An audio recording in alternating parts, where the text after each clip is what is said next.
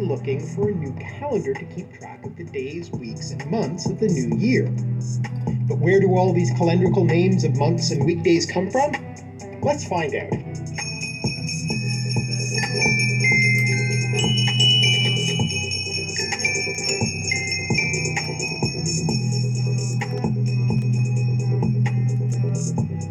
The history of calendars can be traced back to the urban revolutions, when humans began to shift from small communities to large cities in the Bronze Age. These complex cities led to things like writing, currency, and standardized weights and measures, which allowed for financial transactions and taxation, and calendars soon followed, which not only regulated human time, important for agriculture and taxation, but also religious time, important for festivals and other observances. First came the Sumerian lunar solar calendar, which was organized by both the solar and lunar cycles, followed by independent calendar systems developed in other parts of the world. The Mazar people, they started double worshipping. Early solar calendars in China, Everyone got conquered by the conquistadors, our Mayan people. calendar in Mesoamerica, which led to the famous 2012 millenarian phenomenon because of the mistaken belief that the Mayan calendar predicted the end of the world in that year. In fact, it was really just the end of a 5,126-year-long cycle tracked in their calendar, important but not apocalyptic.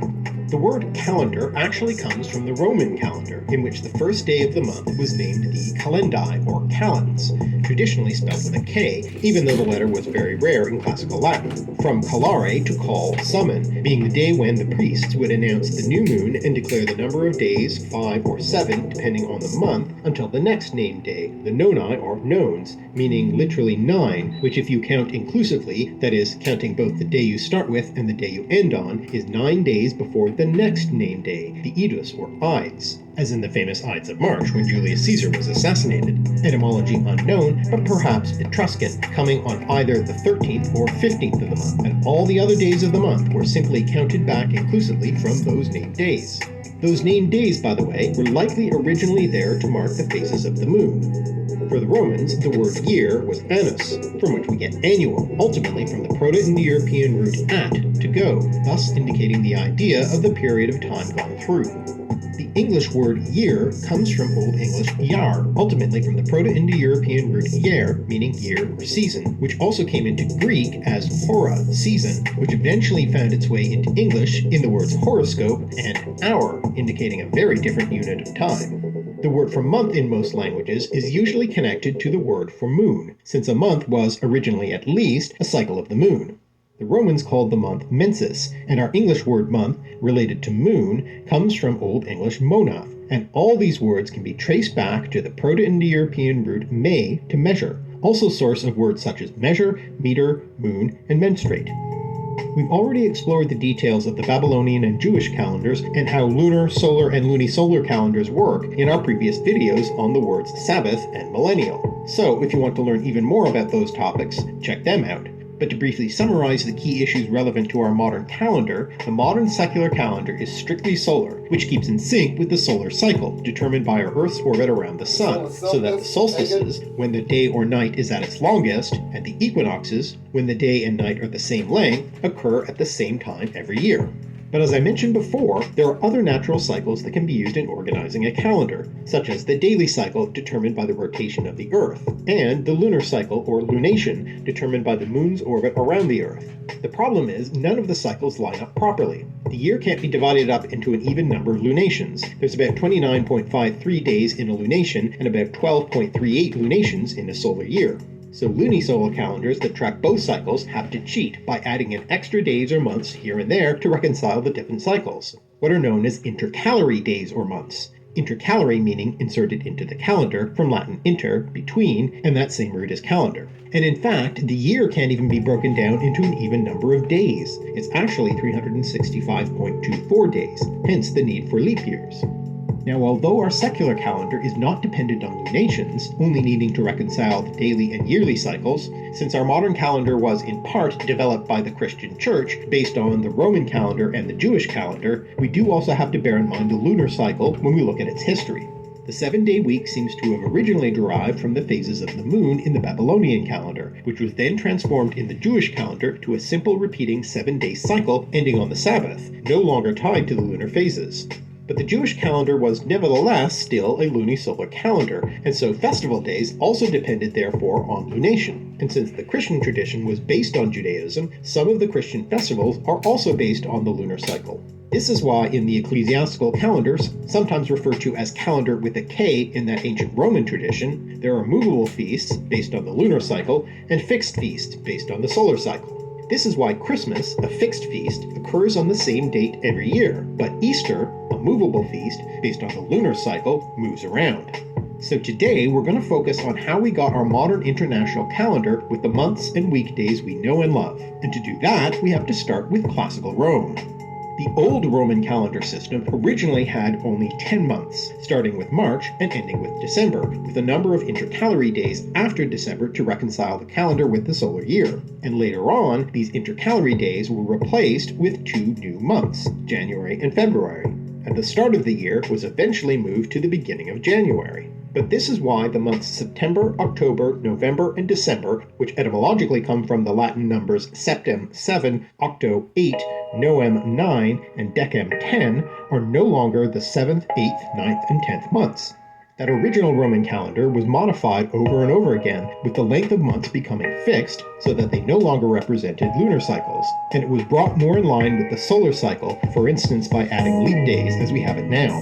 Every year divisible by 4 contains a leap day, unless the year is divisible by 100, in which case it isn't a leap year. Unless the year is divisible by 400, in which case it is a leap year again. Got that? It was the Roman Julius Caesar who had that unlucky day in March, who originally added the leap year every 4 years, in the year 46 BCE, hence it's called the Julian calendar.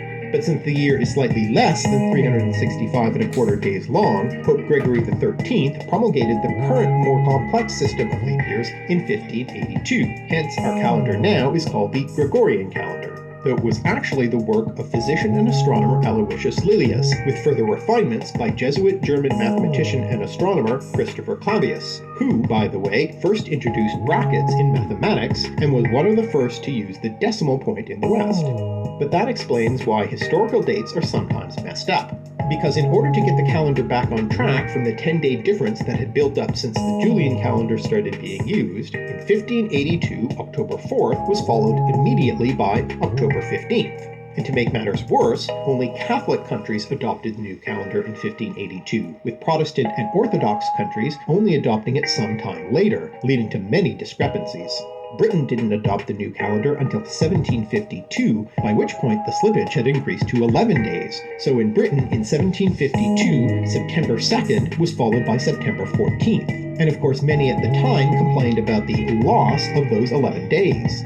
You can imagine this would be a financial problem, calculating things like interest for insurance. Some Orthodox churches are still a number of days out, which is why Orthodox Christmas is on January 6th, though most traditionally Orthodox countries have switched to the Gregorian calendar for secular purposes, but often only relatively recently, with Russia switching only in 1918 and Greece as late as 1923. The other confusing element about historical dates is the fact that the date of New Year's Day, when the numerical year would take over, kept switching around. Julius Caesar moved it from March to January 1st, once those new months were created, but under the influence of Christianity, it was often moved to various days of religious importance, such as Christmas, the Annunciation in March, or Easter, but the Gregorian reform moved it back to January 1st, and non-Catholic countries often only switched once they adopted the new calendar. All this is, for instance, why the Russian October Revolution actually took place in November. So, as we've seen, the names September, October, November, and December are simply derived from the Roman numbers, and those are, by the way, cognate with our English numbers, coming from the Proto-Indo-European numbers septem, octo, noon, and decem, respectively. The "ber" ending on those months, by the way, is of uncertain etymology. It might be related to mensis, month, which would then have produced a form menstris and then membris, or it might simply be from the Latin adjectival suffix bris, from the noun suffix bra or brum, ultimately from the Proto-Indo-European noun-forming suffix drum. But what about the other months of the year?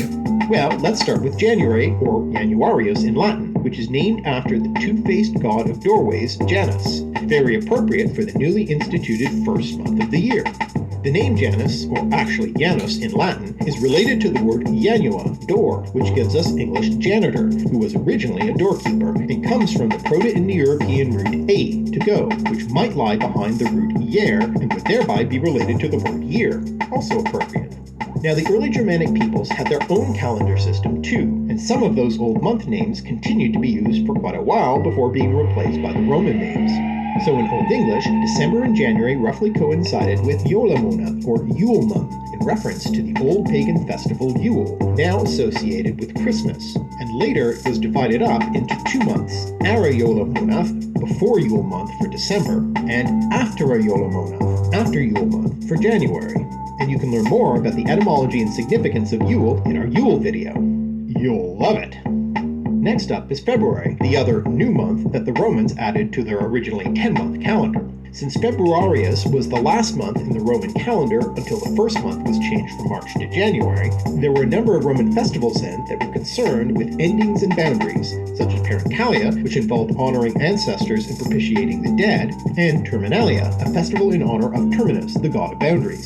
Another festival in Februarius was the purification ritual known as Februa, or Lupercalia, and it's from this that the month takes its name. Februa is the plural form of februum, meaning means of purification or expiatory offerings, presumably some sort of instrument used in the purification ritual. In his calendar poem called the Fasti, Ovid suggests the word comes from an ancient tongue, presumably Etruscan or possibly Sabian, another Italic language related to Latin, but ultimately the etymology of the word is unknown.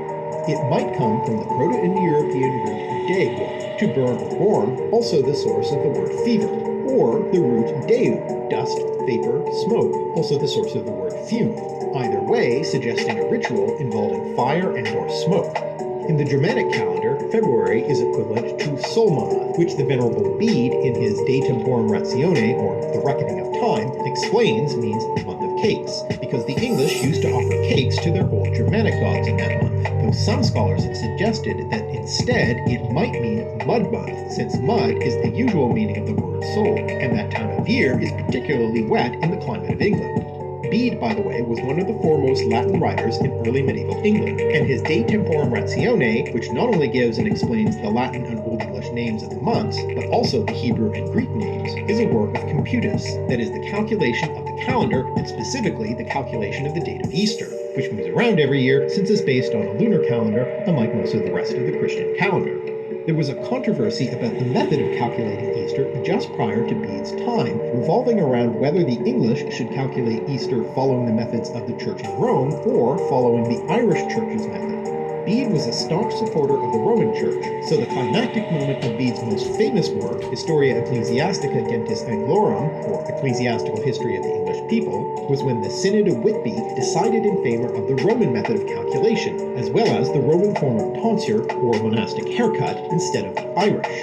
The other thing Bede's Historia Ecclesiastica achieved was the popularization of the system of BC and AD years, which we discussed in the Millennial video. As for the calculation of Easter, it was originally tied to the Jewish Passover. The Last Supper of Jesus and his disciples before the crucifixion is presented, at least in some parts of the New Testament, as a Passover Seder. But because Passover moves around so much in relation to the solar Roman calendar, and also because the early Christian church wanted to distance themselves from Judaism, their calculation is instead based on the equinox and the full moon, that is, the Sunday following the full moon which falls on or after the equinox, though even that isn't exactly how the calculation Passover, works. double worship. Now, moving on Ain't to y'all March, doing one of or those Martius days? in I Latin, told y'all this not to do month it a is long named time after ago. the Roman god of war, I told y'all, Mars, man, them which is days appropriate actually since it's pagan. typically the I opening of the warned military y'all. campaign season, who is held to be the progenitor of the Roman people, as father of the legendary founders of Rome, Romulus and Remus, and who became associated with the Greek god of war, Ares. This is a process known as syncretism, when one tradition is understood by interpretation in comparison to another tradition. In this case, Romans reinterpreted their native gods by comparison to the Greek gods, reconciling the two traditions. Thus, it is specifically known as Interpretatio Graeca. So, since Mars was understood as a god of war, he was seen as equivalent to the Greek Ares, who had the same role, and thus the Romans borrowed the rich tradition of mythological stories associated with Ares.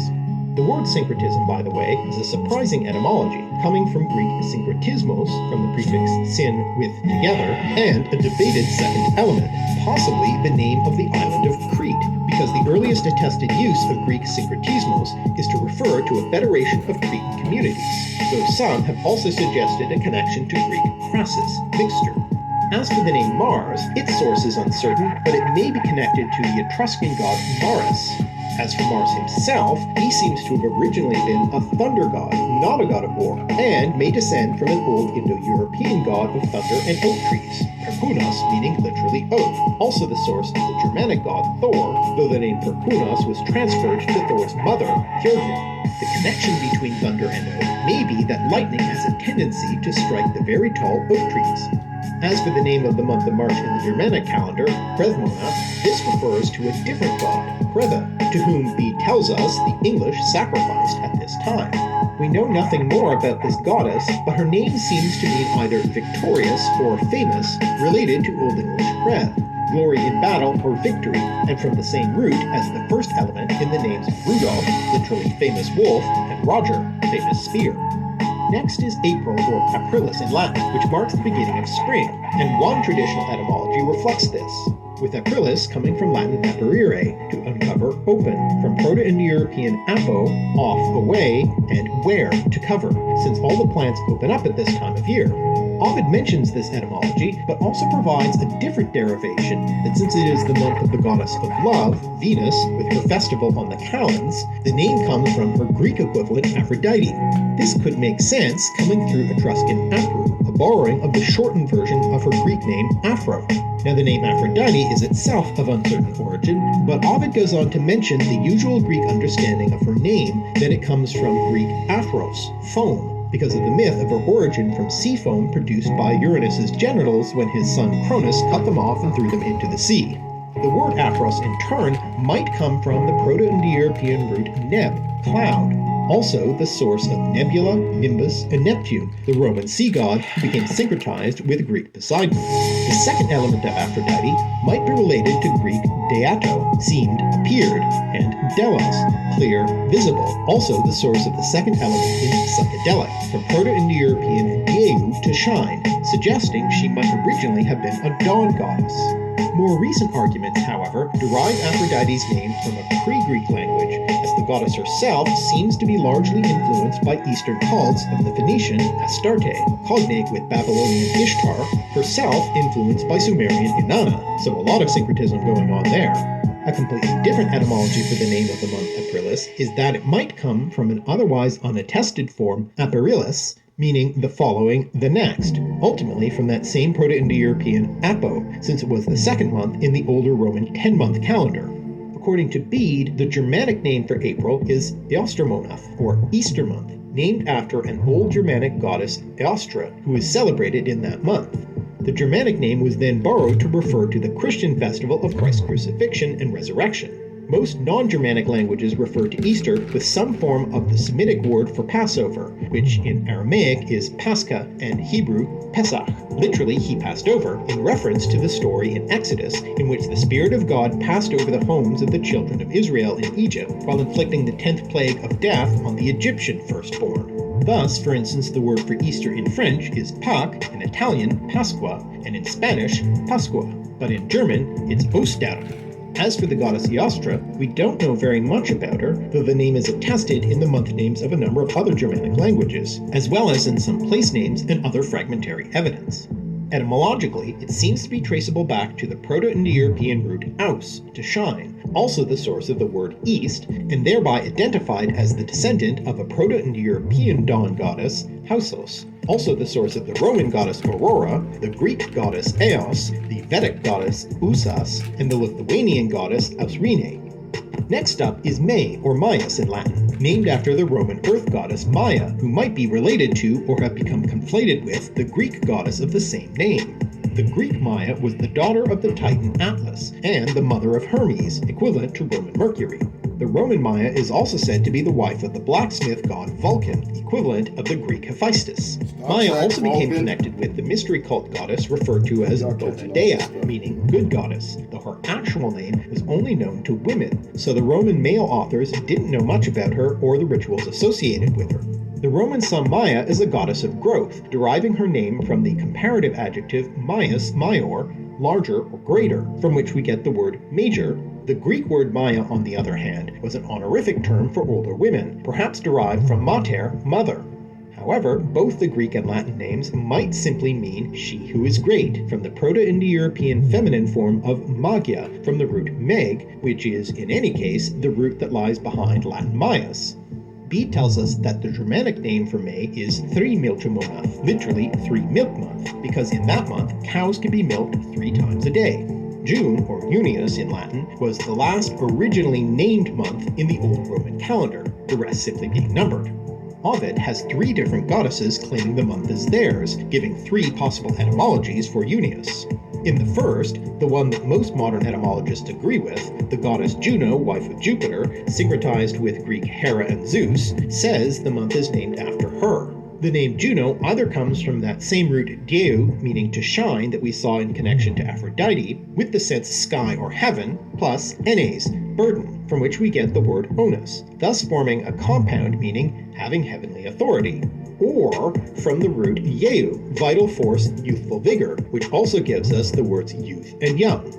Then the goddess of youth and rejuvenation, Juventas, says the name comes from junior, young person, from which we get the word junior, in contrast to maiores, or elders, which she says is the actual source of the name of the month Maius. This etymology would also ultimately come from the root eu.